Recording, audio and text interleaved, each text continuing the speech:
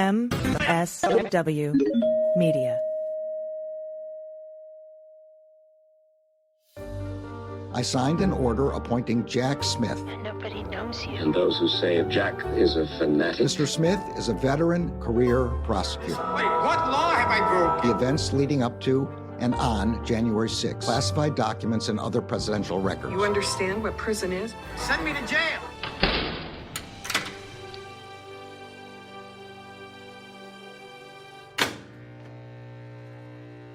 Welcome to the final episode of Jack, the podcast about all things special counsel. It's Sunday, January 19th, 2025. I'm Allison Gill. And I'm Andy McCabe. And you heard that right. It is January 19th, and this will be the series finale of the Jack podcast. But we're going to be back next week with a new name and a new mission. And that is to report on the Trump administration's Department of Justice. Yes, 100%. And you don't have to do anything to continue to receive the new podcast. And all patrons of the Daily Beans and the Jack podcast, you'll automatically be patrons of the new show and receive it ad-free. So if you signed up at the level that gives you both this podcast and the Daily Beans, you will now have the new podcast and the Daily Beans. You don't have to do anything. It's very important that we stay informed about the Justice Department in the coming months and years. If we take seriously, at least, the mission outlined in Chapter 2 of Timothy Snyder's On Tyranny, Defending Institutions. So that's what we've decided to do, and that's where we're going to have our focus.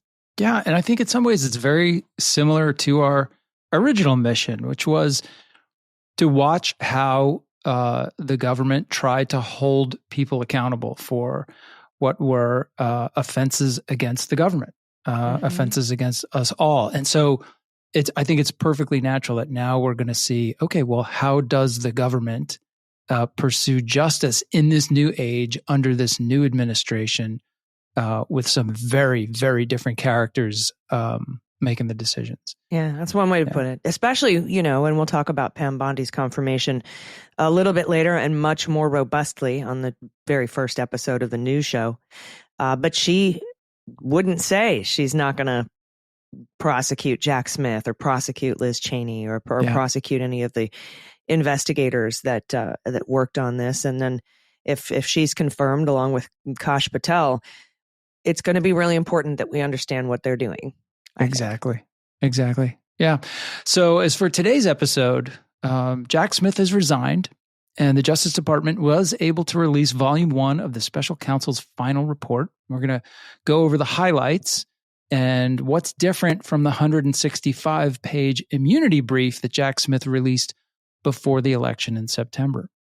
Yeah, a lot of folks were like, we could have used this before the election. And I'm like, we had this before the election. We had a lot of it. We had a lot of it.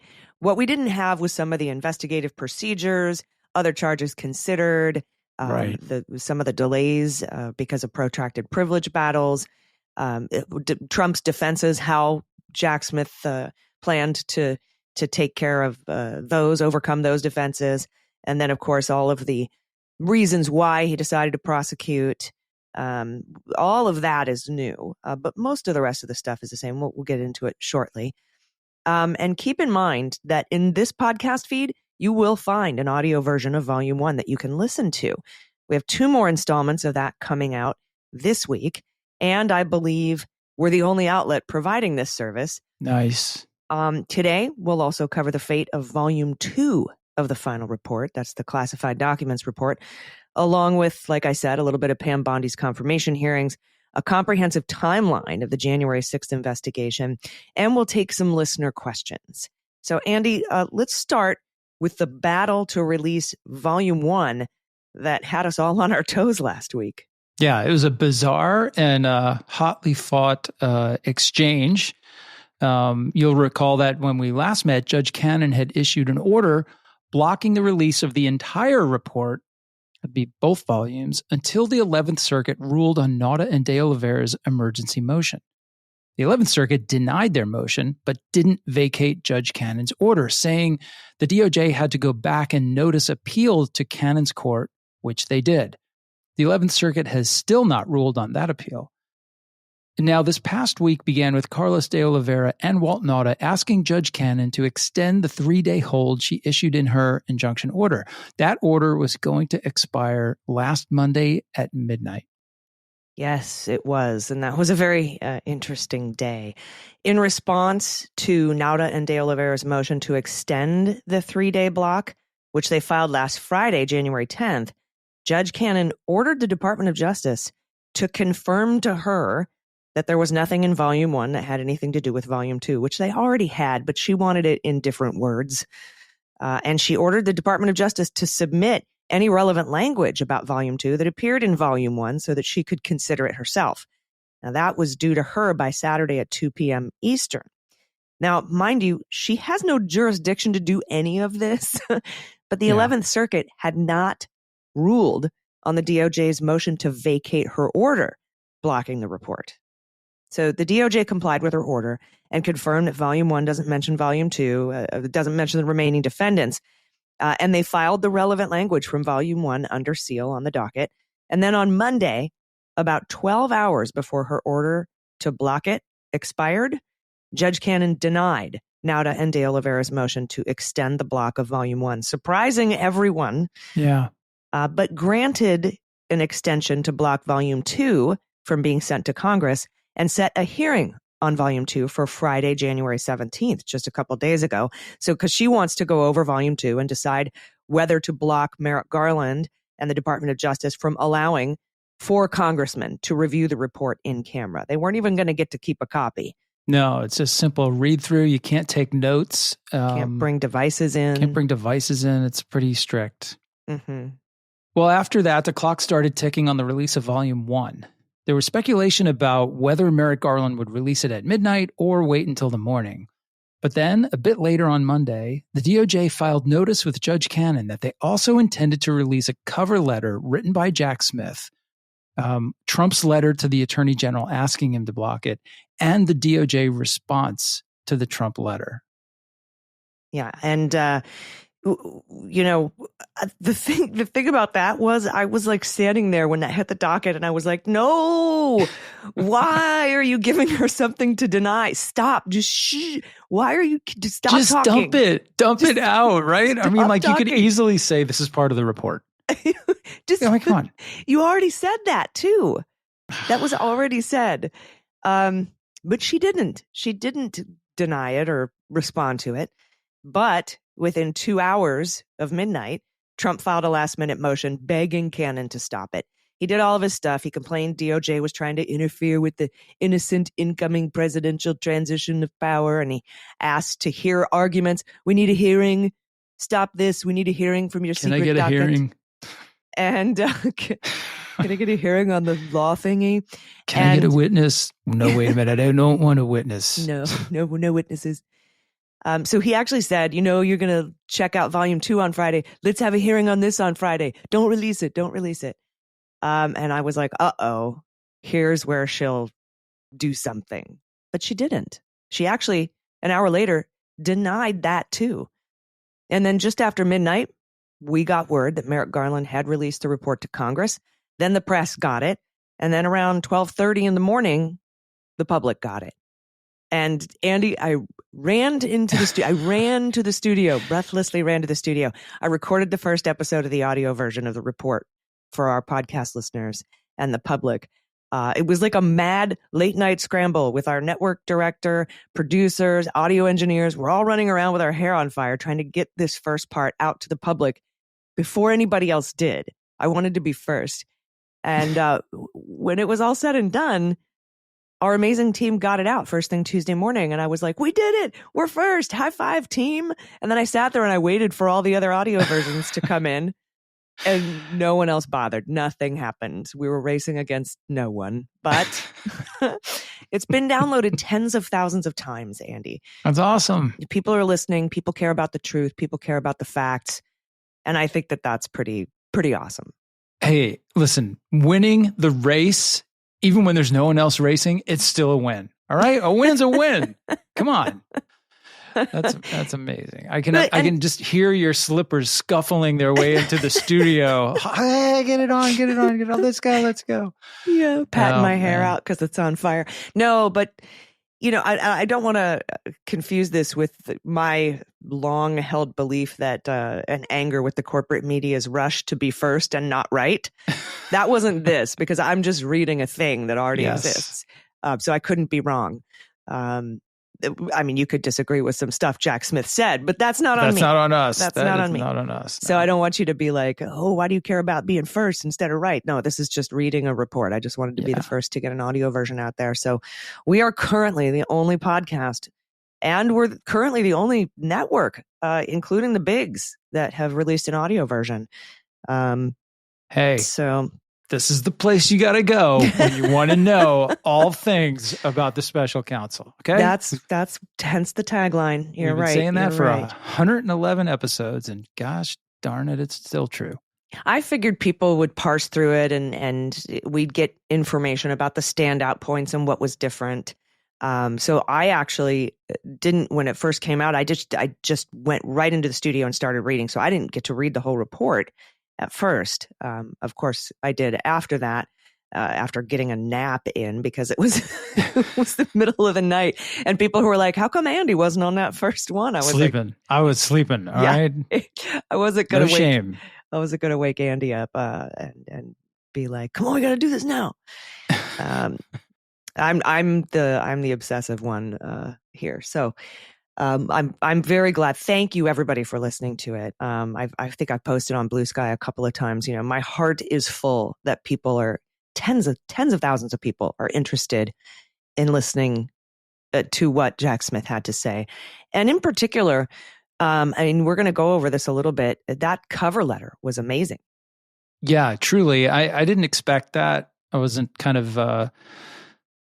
I wasn't aware of the filing on the docket the night before, but when I downloaded it that morning and started with the letter, it's like, wow, even the letter is pretty revealing. It's very raw.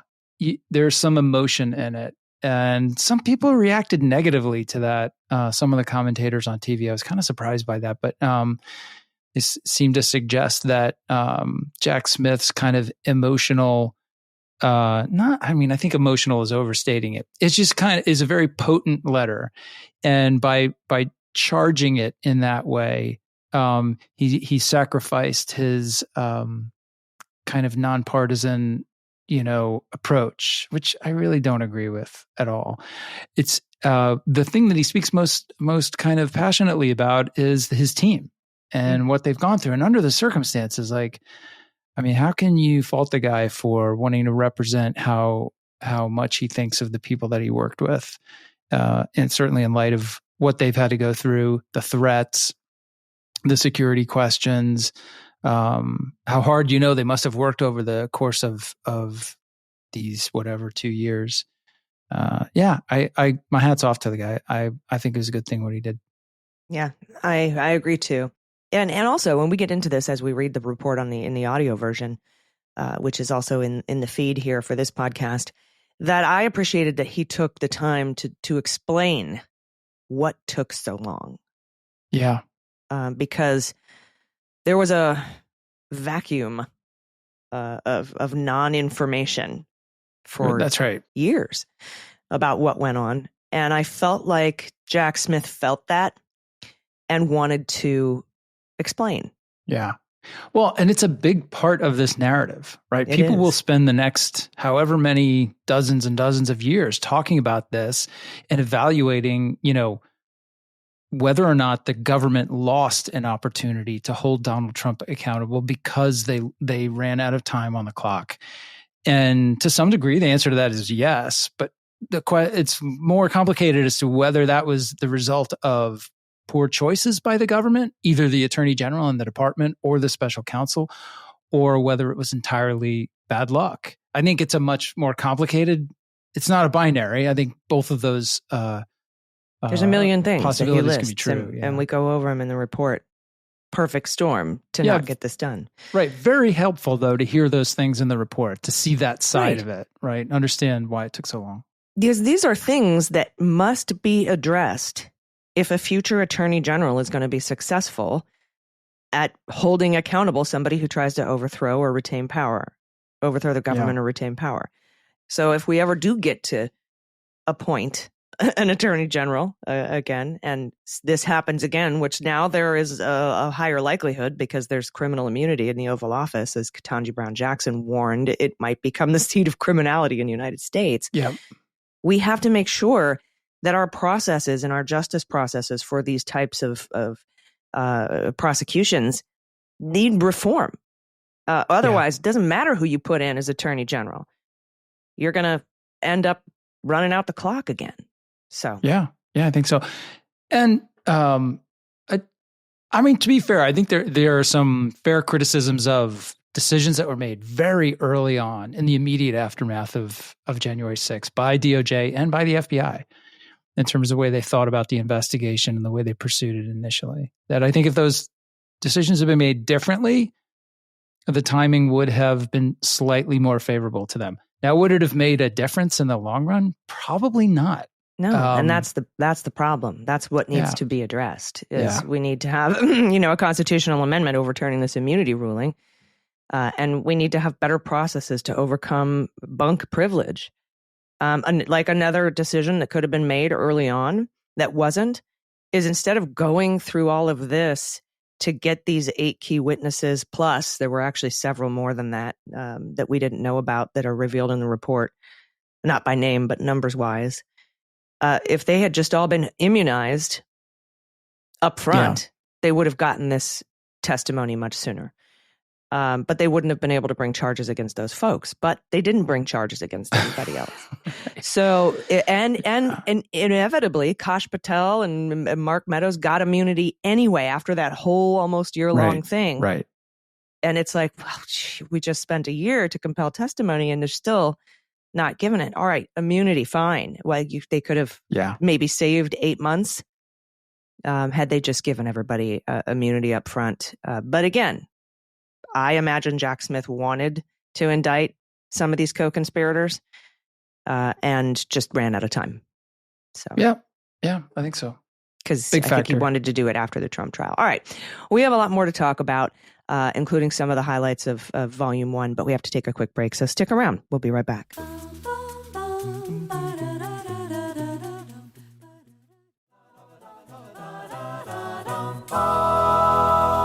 Welcome back. All right, let's talk about the highlights of Volume 1 of the Special Counsel report. As we expected, there's not much new about Trump's crimes that we didn't already learn from the immunity brief filed with Judge Chutkan back in September. Though there were a few things we noticed that weren't discussed in the immunity brief. First, Jack Smith found some non-related crimes committed by one of Trump's 6 co-conspirators that he referred to the D.C. U.S. Attorney's Office. On page 67, Jack Smith writes, in addition, the office referred to a United States Attorney's Office for further investigation evidence that an investigative subject may have committed unrelated crimes. Wow, what is that? I know. I was like, what? Tell me, where is, and unlike Mueller's report, there's no Appendix D here with referred criminal cases to, even though they were all mostly redacted when we got the Mueller report. So I thought, I was like, that jumped out at me like, who did what? What was it? And we have no idea. None. I mean, presumably it's one of the 6, right? One of the 6 co-conspirators, although we don't know that for sure. Right. It could have just been a subject. Some other rando, easily described co-conspirator who wasn't one of the top 6 that was referred to in the indictment. So, yeah, I don't know. I have a lot of... That person may have been indicted, and we just don't know for whatever it is they did, and we have no idea who it is.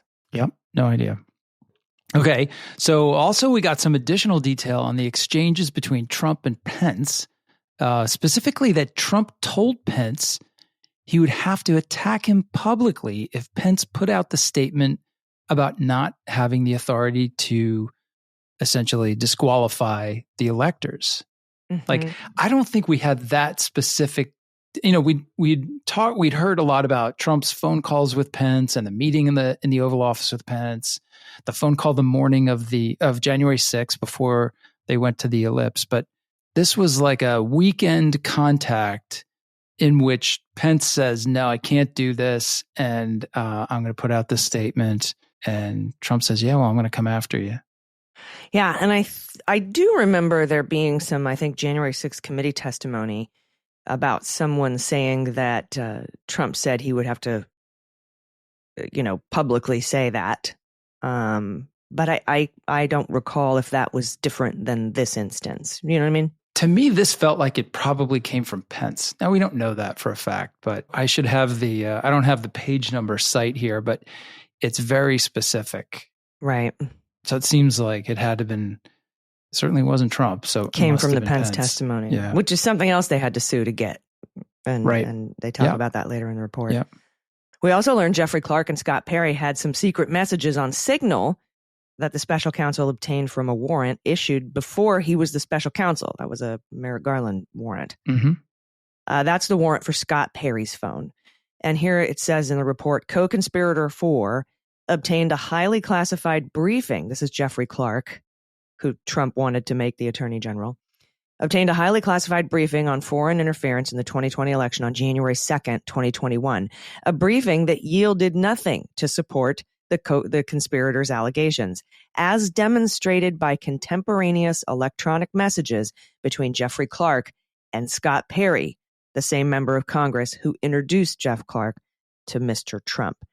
That really stood out to me because I was trying to figure out how you're going to prove that Donald Trump, because one of Donald Trump's defenses here is, I thought I heard my DNI said there was foreign interference in the election. Mm-hmm. And so that's why I was having everyone investigate and claiming fraud. And so that's a big part of his defense. And he ordered his DNI, who was Ratcliffe, to brief Jeffrey Clark. But Ratcliffe said there's foreign interference, and there's none. And the DOJ had signal messages from Clark to Scott Perry confirming that. So apparently, either Jeffrey Clark told Scott Perry, hey, Ratcliffe said there was no foreign interference. What do we try now? Or, I don't know. Mm-hmm. I'm just making it up. But he had those text messages. This is a crucial piece of evidence at trial to overcome that Trump defense. But, Andy, what it took to get that one piece of evidence is nuts. Okay, because Merrick Garland ordered the seizure of Scott Perry's phone. And then they had to unlock it, which took a minute. And then then Scott Perry sued and said, no, speech or debate clause. And it went through this whole long trial. So they couldn't just immunize Scott Perry here. Right. And then they got what they needed. And then also on a parallel track, Ratcliffe sued, saying said I refuse to try to quash his subpoena to testify to the grand jury using executive privilege. Ratcliffe was one of the Ocha Nostra, one of the 8 key witnesses that fought this in court.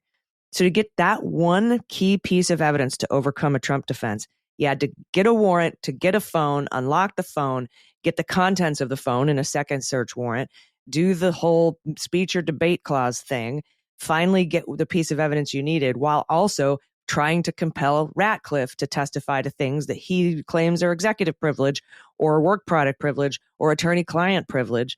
And so finally, after months and months and months, you get that one piece of evidence. That's, again, I think goes toward understanding everything that's involved in proving your case and how long it can take and the roadblocks that are in place. Yeah, particularly when your case is an investigation of a whole bunch of people, basically all of whom have access to a limitless legal representation, right? Mm-hmm. Like most criminal defendants could never fight on this many grounds at the same time. Right. Most witnesses in federal investigations don't fight subpoenas. They don't claim crazy privileges. They show up and they get interviewed by the U.S. Attorney's Office or whatever.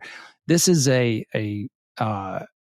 uniquely intense level of litigation of every little micro point. Right, because there's that lawyers, really adds to the time. There's lawyers, members of Congress, and a president. Yeah. So there's all sorts of other privilege. And a president who has access to a limitless fund to pay for everybody's legal defense. Yeah, absolutely. Yeah. All right. So that brings us to what's included in the report that isn't about Trump's crimes, but rather about the investigative process, other charges that Smith might have considered, and also rebuttals of Trump's defenses. Yeah, and one of those main defenses was the advice of counsel defense. And the way that Jack Smith writes this up is brilliant, because Trump said, well, I was just listening to my lawyers, Jeffrey Clark and Rudy Giuliani, and they told me, Sidney Powell told me. And there's so much evidence, first of all, that Trump called Sidney Powell crazy. Yeah. There's evidence to rebut this defense, especially the advice of counsel defense, that they weren't there to advise you of legal stuff, right? Yeah. Wasn't their purpose in this thing. And, he even brings up the fact, Jack Smith brings up the fact of something that we covered pretty extensively on the Jack podcast. And that was when Jack Smith went to Judge Chutkan and said, you need to order Trump to tell us whether or not he's going to use an advice of counsel defense. Because if he does, that waives his attorney-client privilege with that counsel. And we're going to get a whole bunch of new evidence. And we're going to need time to go over it before trial. And Trump's argument was, well, I only want a little bit of defense, advice of counsel defense. I want the kind where I don't have to turn over my communications. I want the cake and eat it too approach to the defense of counsel defense. Was like, no. Yeah. Sign Judge Chutkan. And so I thought that was a really interesting part of the report is how Jack Smith talked about how he was going to push back on that defense were it used at trial. Yeah. Yeah, I agree. It's on the legal side of the report where he gets into the rationale as to why they brought charges at all and what the purpose of bringing the charges were, and he believes compelling federal interests that he felt he had to defend by bringing a criminal action against the president of the United States. And, it really kind of helps put the entire effort into a better perspective. Mm-hmm. This isn't just a Jack Smith versus Donald Trump, former Democratic administration lawyer going after former Republican president. We tend to personalize everything into these binary conflicts. That is not really how these decisions are made in the Department of Justice. At least it hasn't been so far. We'll see going forward. Yeah. But, the idea that every prosecutor I've ever known thinks about and refers to the touchstone of their work is like, what is the right thing for me to do here in light of my obligation to seek the truth and to seek justice? And you really get that when Jack Smith is going through he's describing in detail each of the compelling federal interests that he thought were essential and could only be defended and pursued by taking this course of filing criminal charges. Yeah, that and it's all in the federal rules of criminal procedure. You have to be able to obtain and maintain a conviction before you're going to bring charges. Yeah, the Justice Manual. The Justice Manual, excuse me. Yep. You have to ensure that they're not being properly prosecuted in a different. Are they being effectively prosecuted for these crimes in a different jurisdiction? And he weighed that. He thought, well, maybe what Fulton County is going to bring here, because he indicted before Fulton County did. But if they bring charges, will that satisfy this, or do we still need to proceed? And he determined, and we go over this as we read the report, that it is correct to proceed with criminal charges here. There are a lot of different factors that have to go into it. Yeah, the fact that there was no alternative process to pursue accountability through a non-criminal process. This was the only way to do this. Mm-hmm. And it was a challenging case, no question about it, but also one with a lot of evidence. Yeah. And speaking of challenging case, something else that he went over in this report is why he did not bring Title 18 U.S. Code 2383 charges inciting an insurrection. And I thought that was a fascinating exercise. It's kind of what we thought. I sort of on the surface thought, well, that just seems way harder because of First Amendment and protected political speech. But Jack Smith goes into it, the history of the statute, how it's been brought, what the two elements are, how meeting each element in this case would be different. Something I hadn't thought of, that insurrection charges have always been successfully brought when someone's trying to overthrow a sitting government, but Trump was trying to maintain his sitting government. So how would he go about proving insurrection when he's not trying to overthrow something? Right. He's trying to maintain power. And there's not a single analog, any case where he can get the information or hints on how to proceed with proof for that. So I thought that was a really interesting discussion as well. Yeah, for sure. He talks about a question that we debated on this show so many times, like, why weren't other people charged, right? Mm-hmm. And, we've, I think, kind of come to the conclusion we had a while ago because it was all about time. It was all about timing. It was about keeping this thing tight and focused on, by far, without a doubt, the most significant possible target of this investigation. That is President Donald J. Trump. He was the center of the conspiracy, and he was the beneficiary of the conspiracy, the intended beneficiary of the conspiracy. And he is the person who essentially incited the riot and advocated, directed his followers, at least those on the ellipse that day, to march up to the Capitol. So, it was good to kind of see him walk through that. It kind of confirmed the way that we've been analyzing this for a while.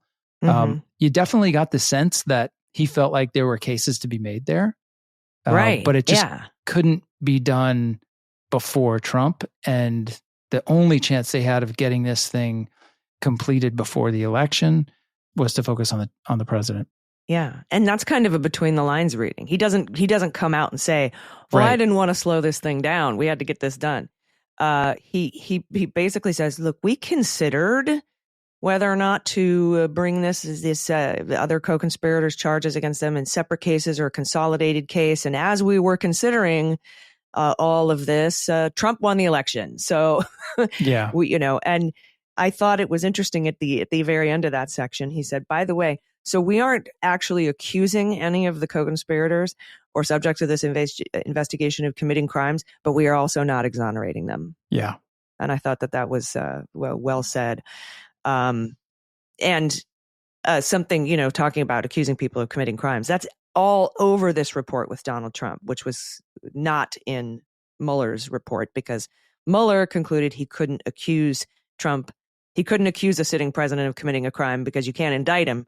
And if you can't indict him, he can't face you in court. So you're violating his constitutional rights and his due process by accusing him of a crime without giving him the opportunity to defend himself. That's right. That was nowhere in here. And it was very clear. Jack Smith was like, he committed crimes. We prosecuted him. It was. But as we've said, he meets all the elements of this crime. Yeah. He's been accusing him of committing crimes for a year now. So he was indicted and then a superseding indictment. So, and then, many, many times in extensive motion practice. So there was no hiding the football here. This is the fact that Jack Smith believes, and a grand jury believed, that there was probable cause to believe that that the president committed these four offenses. So there you go.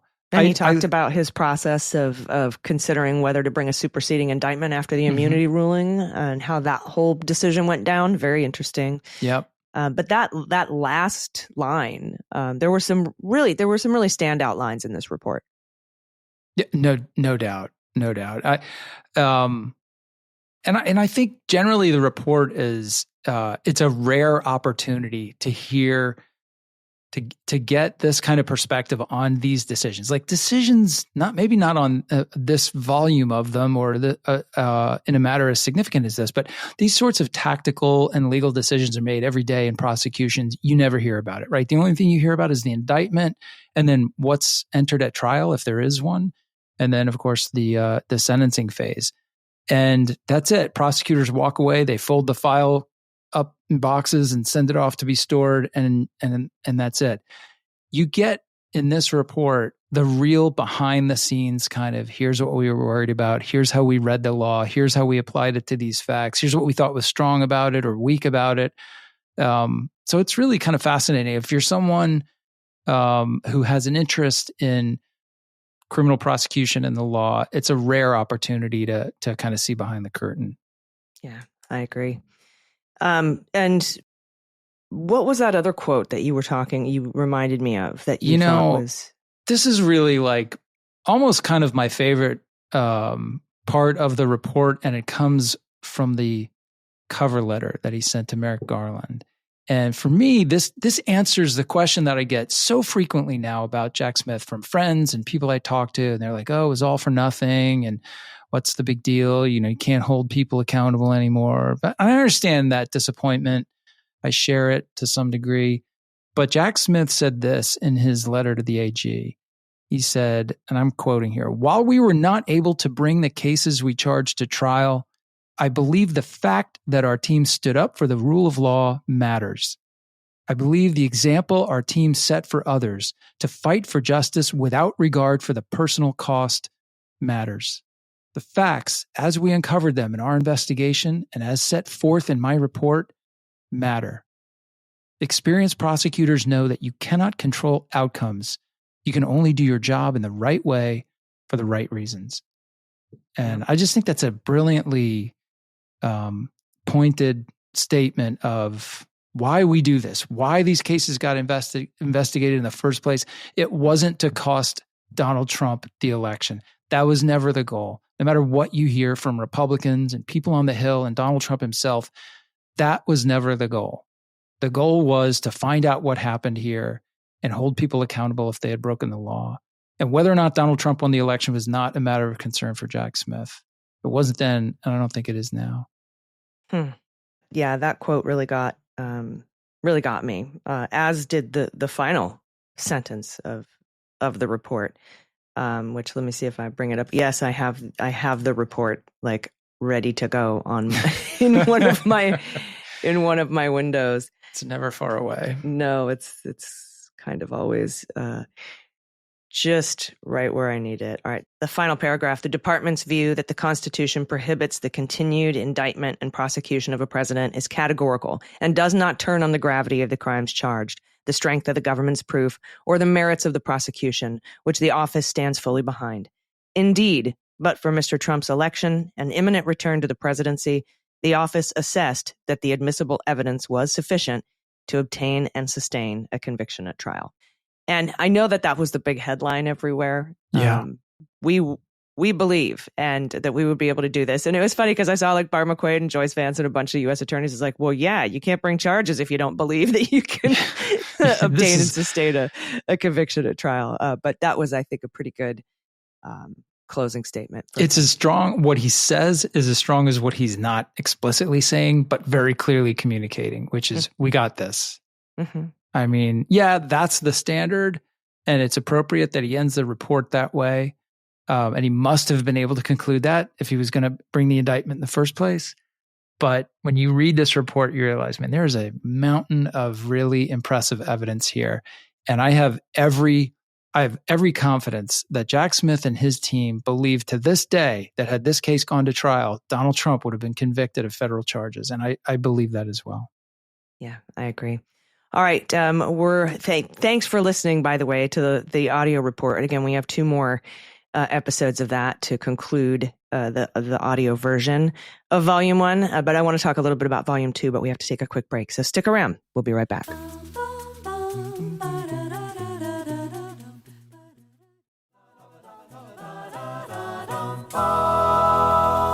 Hey, everybody. Welcome back. All right. Let's talk about the fate of Volume 2 of this report. This is the one about the classified documents case. Glenn Kirshner sums it up pretty well, writing for MSNBC. He says, it's a win for transparency. Volume 1 of the special counsel Jack Smith's investigative report documenting Donald Trump's alleged 2020 election subversion crimes was released Tuesday, reminding readers of what the report calls Trump's unprecedented criminal effort to overturn the legitimate results of the election in order to retain power.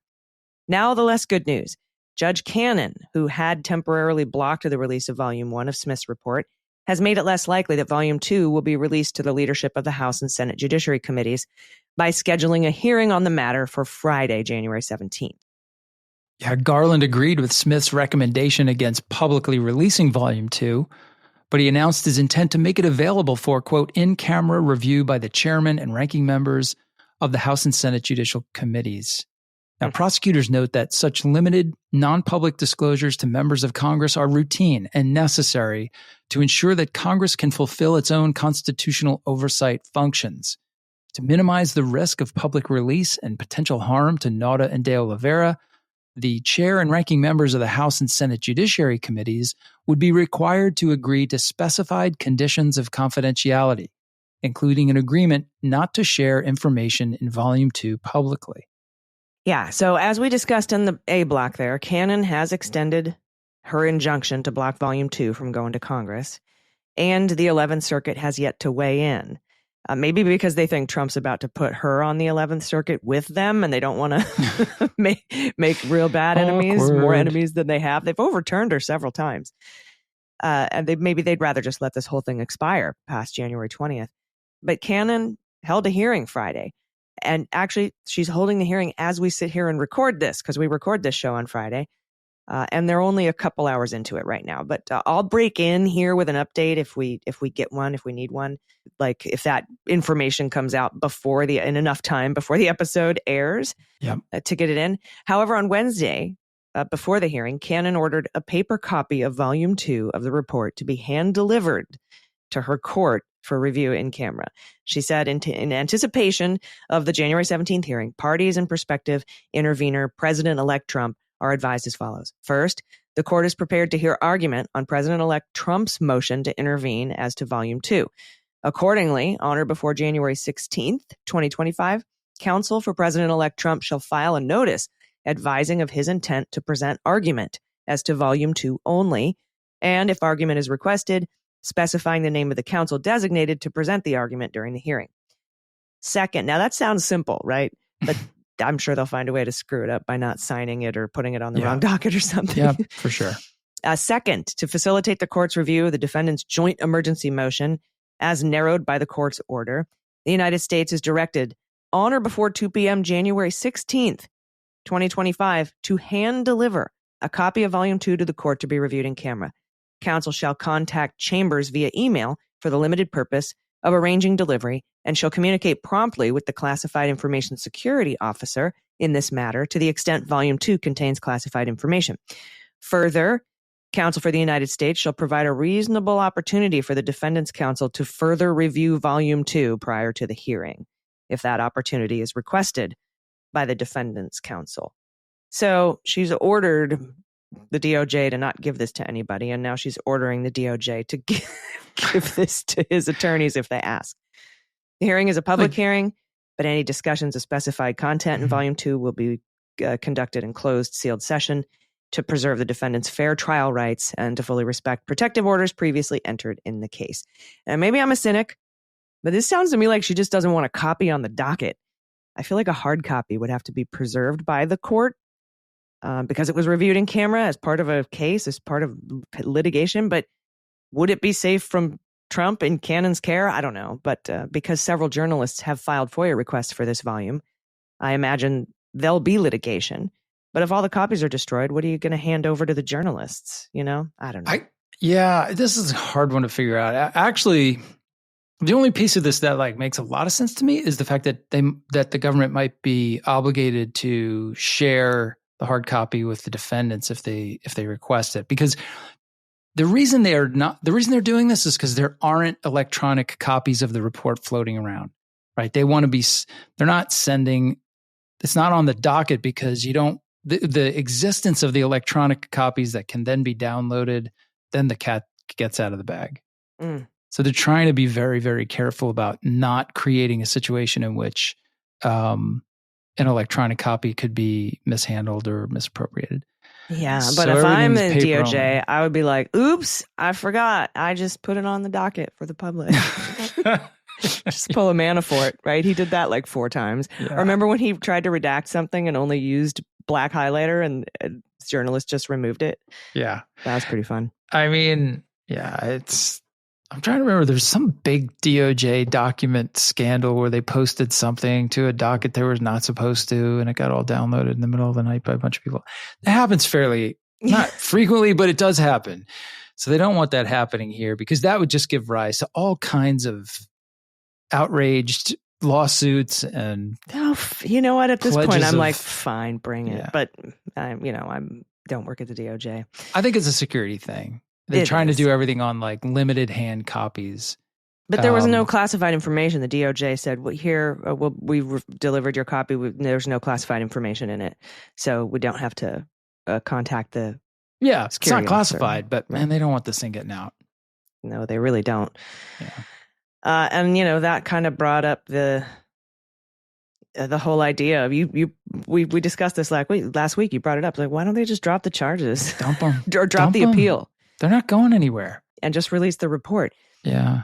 But some lawyers have argued, I've got a lot of pushback on this. Some people argued that the Department of Justice can't do that because if Merrick Garland drops the appeal and the 11th Circuit never overturns Cannon's dismissal, which that's what would happen if they drop the appeal. They would never overturn her dismissal. Then her ruling that Jack Smith was appointed unconstitutionally stands until it's overturned at some point in the future. And if her ruling that the special counsel's appointment is unconstitutional stands, then his reports and work product are unconstitutional. But other legal experts and the Department of Justice argued against that in their 11th Circuit appeal. That's right. So the DOJ argued, the Attorney General is the Senate-confirmed head of the Department of Justice and is vested with the authority to supervise all officers and employees of the department. The Attorney General thus has the authority to decide whether to release an investigative report prepared by his subordinates. That authority is inherent in the office of the Attorney General. It does not depend on the lawfulness of the special counsel's appointment to take actions as an inferior officer of the United States or on the department's specific regulations authorizing the Attorney General to approve the public release of special counsel reports. Indeed, the Attorney General would have the authority to decide whether to publicly release a report prepared and provided to the department by wholly private citizens. Defendants' objections to the special counsel's appointment thus simply have no bearing on the Attorney General's authority here. Right. Great argument, but the 11th Circuit hasn't ruled on that argument.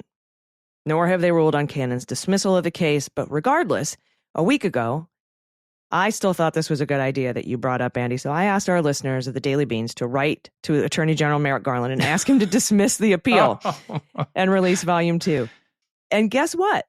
On Thursday, 4 days later, Democrats on the House Judiciary did the same thing. Yeah.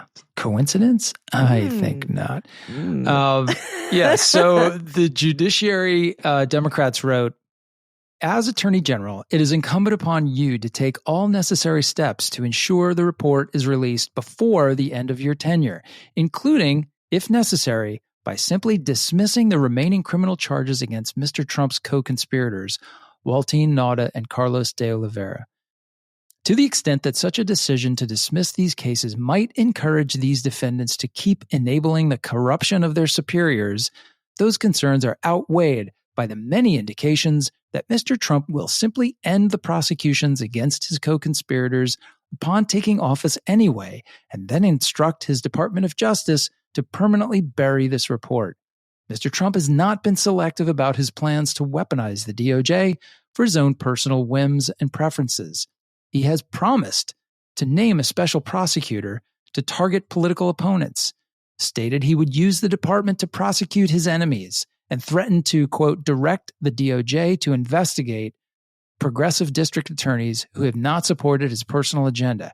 And, of course, we are all well aware that his administration plans to give, quote, loyalty tests, only extending government positions to those who pledge to put Donald Trump's interests above the Constitution.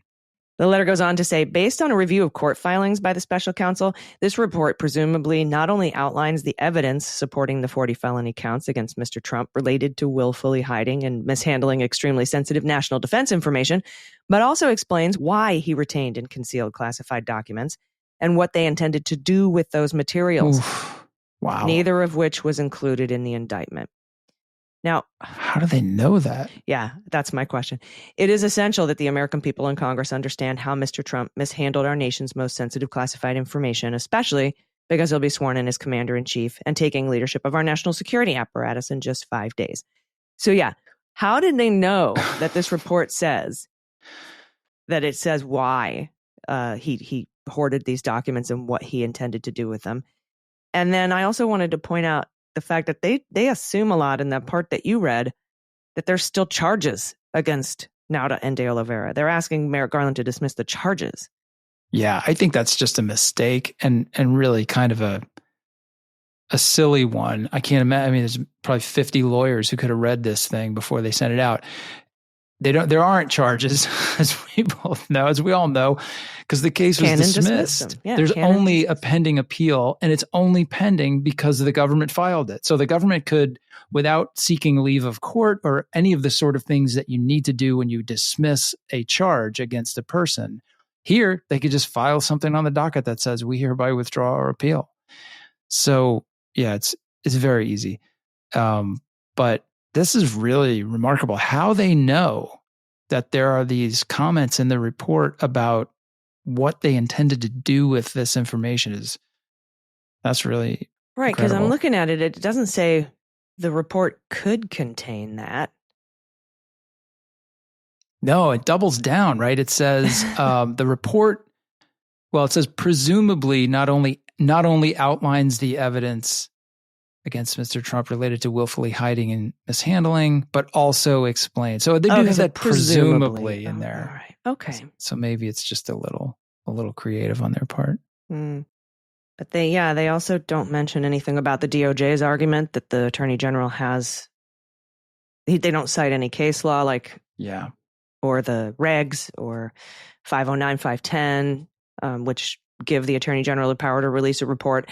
I do like the thing that Jack Smith argued in his 11th Circuit appeal, where he's like, the Attorney General could release a report from Krusty the Clown if he wanted to. It doesn't matter if Judge Cannon thinks that Jack Smith wasn't appointed appropriately. The Attorney General is vested with the power to release reports. There's never going to be some judicial determination that all of the work product that Jack Smith and his team did is now unconstitutional. Like, that's not really a thing. And in fact, once the report's out, it's out. You know, the detractors can say, I'm not going to read it. I don't believe it. It has no credibility because he was unconstitutionally appointed. I mean, who cares? Like, people are going to say that anyway. I don't think that's a big deal. I do think that DOJ on some level feels like it's important to them institutionally to get this ruling overturned because of what we've discussed before, that it lands a shot at this concept of the special counsel. But honestly, it's from a district court judge in Florida who has a particularly challenging reputation, has almost no precedential value, certainly not outside of that 11th Circuit. So I don't know. I would, balance that against the importance of getting this information out to people. To me, it's a clear case, but and we're not going to get a ruling from the 11th Circuit on her overturning or dismissing the case or saying that Jack Smith was appointed unconstitutionally, because there haven't even been oral arguments on that. So there's no way we're going to get a ruling on that before January 20th. We might get a ruling vacating Judge Cannon's order, making this whole stupid hearing moot. Right. And that might be the one last thing that stands in the way of Merrick Garland releasing the report if he dismissed or withdrew his appeal or the appeal down there in Florida. But it's not looking good for Volume 2. But we do have Volume 1. So. And again, we have to remember, the question is not like release the report entirely. It's release it to 4 people in Congress. Yeah. Because Garland has already said it's not coming out publicly until the case is resolved. I guess if he pulled back the appeal, he could just push the send button and send it out to the world. And what I don't get is why Dick Durbin hasn't written a similar letter saying, I'm one of the people that would be reviewing this report and I need to review it because I'm about to provide advice and consent on the confirmation of Kash Patel, who is mentioned in this report. Right. That's my constitutional duty. He's got a kind of a stronger case here than anybody over on the House Judiciary Committee. Yeah. So we haven't seen anything like that. And I have asked listeners to write to Dick Durbin and ask him to do that, but he hasn't. But the Judiciary Dems did. So high five, even though you made a little bit of a mistake there, saying that he needs to dismiss the charges when there are none. He just needs to withdraw the appeal. Yeah, total high five. They're appealing to the boldness of Merrick Garland, of which there is not much. So I don't want to raise That's expectations. why I wanted them to put all the law citations in there. Not like the be bold man. That's not the way to get Merrick Garland to do a thing. No. The way to get him to do a thing is to say, hey, here's the law. Yeah. You even argued in your 11th Circuit appeal that you have the authority, regardless of Jack Smith's constitutionality of his appointment. You have the authority. So release it. But no, they didn't. But we'll see what happens. Keep writing those letters. My instructions and links are on my Substack. All right. We have run out of time to talk about Pam Bondi's confirmation hearing and the comprehensive, I guess, timeline of the Trump prosecution starting back in January of 2021 by the Department of Justice. But those are going to be great things, I think, to discuss on the first episode of the new podcast that comes out next week. So we're going to save that. And the reason I want to do that is because I think it's important that we take some listener questions. But we do have to take one last quick break, and then we'll come back with a couple questions. So stick around. We'll be right back.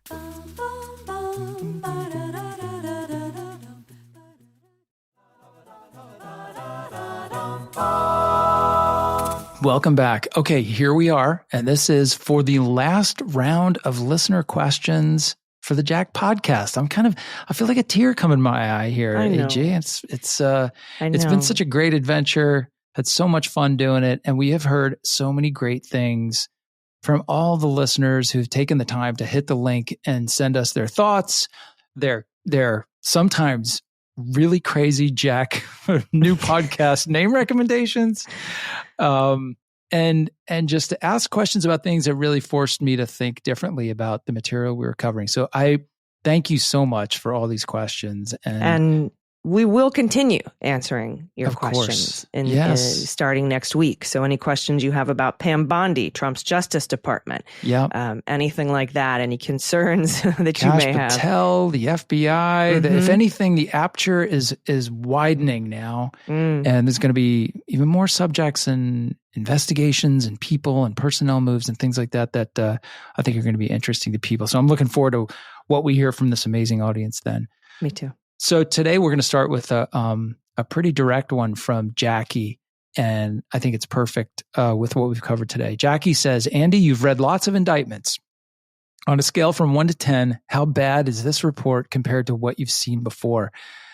So Jackie, that's a great question. And I have to say, yes. Bad or good? Like bad for Trump or like? That's how I interpret it. I think she means like how strong is the indictment? Like how confident are you in, that the government's got a strong case? Or how bad are these crimes? Yeah, that too. I read a lot of them. Some of them are like really so ironclad that they are even stronger than this one. An indictment in a drug case where somebody is seen selling drugs and then they are arrested and they have all the evidence on them. So, there's like those run-of-the-mill crimes, but like really strong indictments. But I have to say that this indictment and the report that talks about it is really, really amazing. It's an incredible thing because this is a very hard case. It's using charges that have never, ever been used in this context before against a president of the United States with limitless legal resources to employ to defend them. A super biased Supreme Court. I'm just going to call it out. This is a Supreme Court that is absolutely biased towards the president and this idea of an imperial presidency. So this was a big, big ask. And I think they were able to do it because they have a ton of very powerful evidence.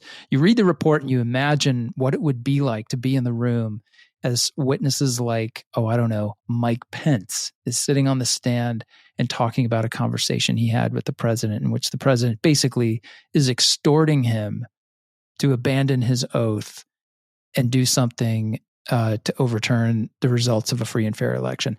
I think it's the scope of matters that are up in the air here, that are the subject of this indictment and the report. Incredibly important to all Americans and truly historic. And I think it's a very strong case. And like I said before, I'm confident that they would likely have gotten some convictions if this thing had gone to trial. Yeah, if this thing had gone to trial, you have to recall we still had another second interlocutory appeal. After all of the back and forth and the briefings, Judge Chutkan would have to rule on what she thought were official acts and what was immune and what wasn't immune. I'm assuming she would have ruled in favor of the DOJ in most of the requests. And then that would be appealed by Trump.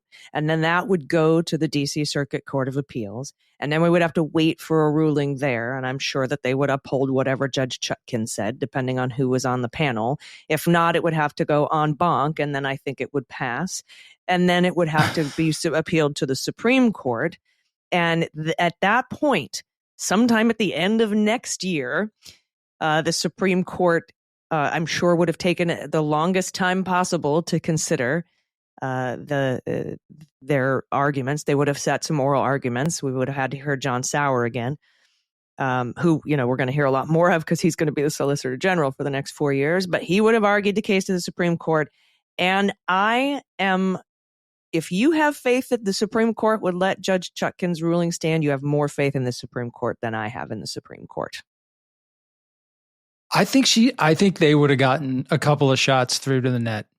I think the evidence that's in the superseding indictment that is based on non-official conduct might have survived. I think the stuff in which they believe the presumption of immunity has been rebutted. Stuff.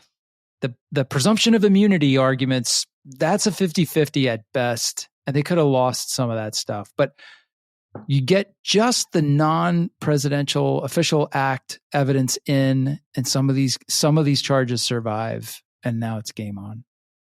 Yeah, I don't know. Maybe I'm an optimist. I've never. I feel like if they got rid of the Pence stuff, that when reevaluated, there might not be enough to go forward. But we'll never know. Never know. We'll never know. I just want to make clear, everybody, it would be another at least year and a half. Oh my God, 2 years probably. 2 years. Once you get through all that litigation and the Supreme Court cycle, which would not have any sort of, they wouldn't be on the hurry up schedule, which turned out not to be much of a hurry up anyway. A long time away. All right, last question. You ready? Yep. This one comes from Sally. Sally says, my question is a wide-angle lens inquiry. This podcast has provided so much information and education, not only about the special counsel investigation, but also our judicial system writ large. While I'm grateful for this podcast and all of your hard work, I do feel a sense of anxiety now that I better understand the vulnerabilities of our legal system, the inequities that can be exploited, and possibly the lack of constitutional or institutional mechanisms to check these abuses of power. So, my question is, do you foresee a path forward for those who wish to uphold the rule of law? Will it be possible to move in the direction of a rules-based system? The far right looks at the vulnerabilities of our system and figures out how to exploit them. Are there people on the pro-democracy, pro-rule of law side learning from the ways that the system gets exploited so that they can close the loopholes or shore up the vulnerabilities? Well, the answer to that part of your question, Sally, is yes. There are. I don't think those voices are nearly as loud and insistent right now in our political environment as the voices from the other side that you've pointed out, but they are there. And I think that fundamentally our constitutional system is based on ideas of fairness that are more enduring than one litigant's opportunity to game the system. I'm not trying to be Pollyanna here. I do think that we are in a tough spot, and the next 4 years could be really challenging. And so we need to keep our eyes wide open and listen and consume information intelligently and keep track onto how things are going. But at the end of those, 4 years are going to come and go. And then we'll have another big decision to make as to who's going to take this country forward for the next 4 years and the 4 years after that, and on and on and on. And I do think that our institutions will survive. They'll be battered and weakened in some ways 4 years from now, but the opportunity begins anew to rebuild, rededicate ourselves, to do better about explaining to our fellow citizens about what we think is important and why they should maybe make political decisions one way and not another. So I do think that there's hope and light in the future. We're a big, strong country. We've been here a long time, and we've endured worse times than this. And I think that we'll get through it. And there's always the chance to get better. Yeah, and Sally, I'm so glad you brought this up. It reminds me, you and I are great minds think alike. I wrote up a Substack that's called Between the Lines of Jack Smith's report, because over a quarter of this is dedicated to the processes and how they were slowed down and exploited by Trump and his allies through witness intimidation and protracted privilege battles and doing battles with Twitter and about handing over Donald Trump's account and making them not tell Donald Trump they handed over his stuff. I mean, all of these things are things that have to be addressed. These privileged communications, these presidential communications, immunity granted by the Supreme Court, they all need to be addressed. And these guardrails need to be shored up. And that's what I think I think Jack Smith is trying to tell us that. But if not for the election of Donald Trump, we would have got a conviction. And, I hear all the time, AG, I love your work. I love your stuff. But why do you keep defending Merrick Garland? What's that about? Why are you they call me a Merrick Garland apologist. And I'm like, look, I've criticized him on a ton of occasions, especially and including in this investigation, but in other things too.